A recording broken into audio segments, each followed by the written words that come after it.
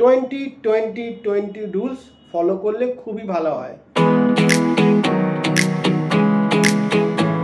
আমরা যারা 6 থেকে 9 ঘন্টার বেশি সময় ধরে computer, laptop, mobile phone use করি তাদের কিন্তু কম্পিউটার ভিশন সিনড্রোম দেখা যেতে পারে।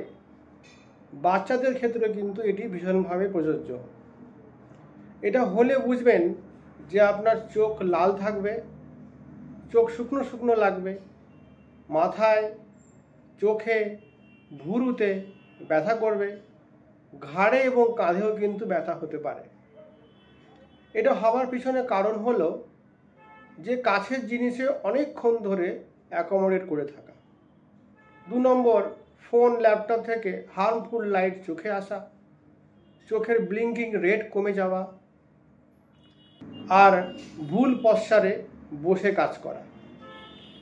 এটা ঠিক করার উপায় হলো চোখ যেহেতু ড্রাই হয়ে গেছে তাই লুব্রিকেটিং ড্রপ ইউজ করা, হার্মফুল লাইটকে আটকানোর জন্য অ্যান্টি গ্লেয়ার লেন্স অথবা ব্লু কাট লেন্স ইউজ করা, সঠিক পশ্চারে বসে কাজ করা, আর নর্মাল ব্লিঙ্কিং রেট বজায় রাখা।